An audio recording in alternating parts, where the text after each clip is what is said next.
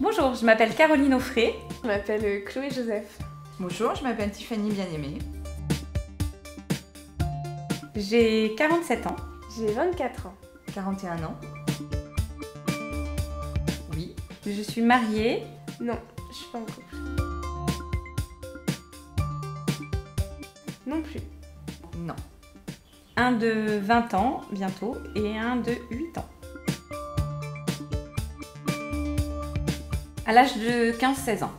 Mes premiers symptômes ont eu lieu à l'apparition de mes premières règles à partir de mes 12 ans. Dès mes 16 ans, mes règles ont été très compliquées dès le départ.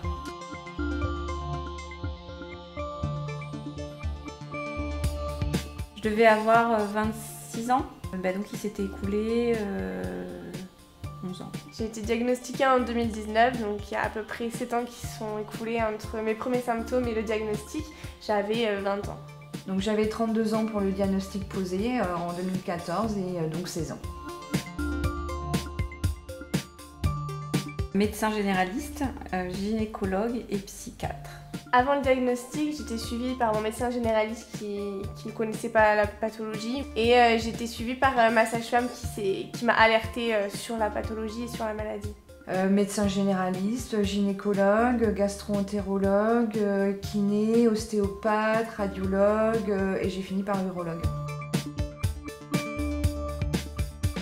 Je n'avais jamais entendu parler de l'endométriose auparavant. Non, j'avais jamais entendu parler de l'endométriose, en effet, je ne connaissais pas. Oui, car c'était quelque chose qui était dans ma famille. Ma mère et ma cousine avaient eu cette endométriose, mais pas sur les mêmes organes, donc j'avais fait aucun lien avec ce qui m'arrivait. On n'est jamais préparé aux incidences de la maladie et encore moins celle de l'endométriose.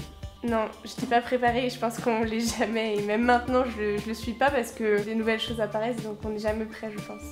Même si je connaissais par rapport à ce que ma mère et ma cousine avaient vécu, non, on n'est jamais préparé à ça. Beaucoup de symptômes digestifs et de constipation alternance diarrhée avec des malaises vagales à répétition lors des crises.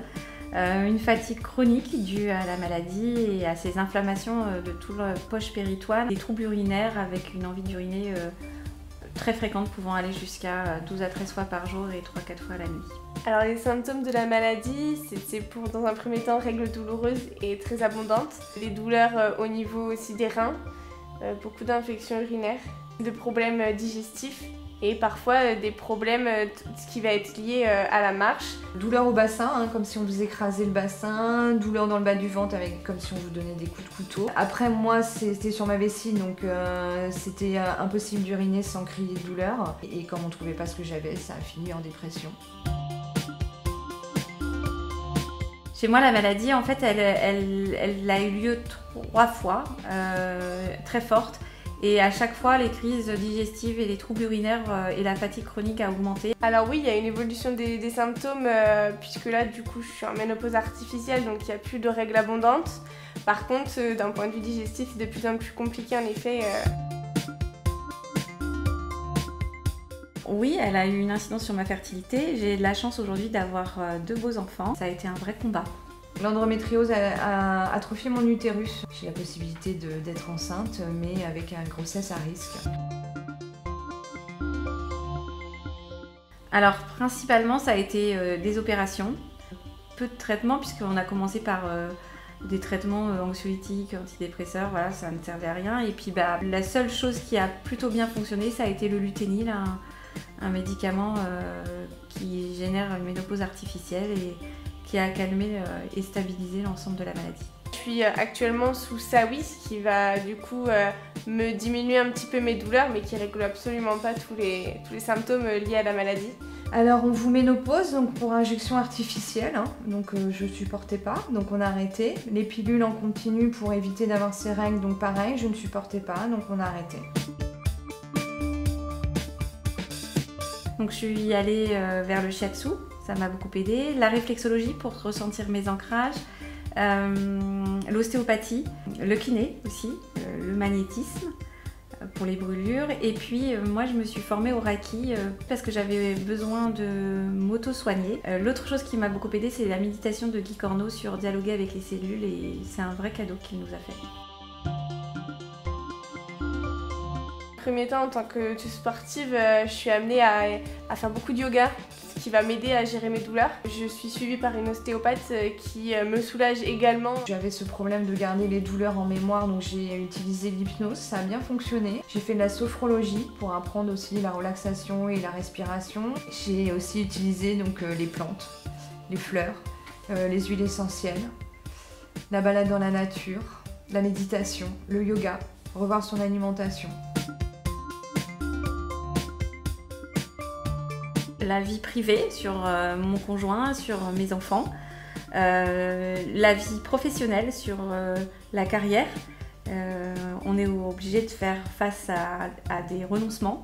Et puis sur la vie sociale par rapport à ses amis. Et elle m'a apporté aussi des choses positives parce que j'ai rencontré des très belles personnes et je me suis ajustée à moi-même.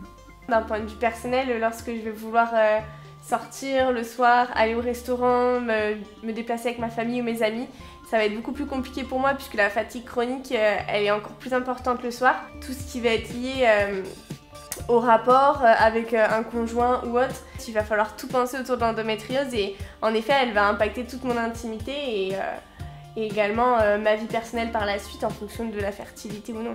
D'un point de vue professionnel également, ce qui peut être compliqué en tant que professeur de PS, c'est que je suis en permanence debout, amenée à être en activité vraiment toute la journée, donc ça reste compliqué pour moi. Ma vie professionnelle déjà, malheureusement on a suivi beaucoup d'arrêts maladie. Pour ma vie personnelle, ça n'aide pas du tout dans un couple, hein.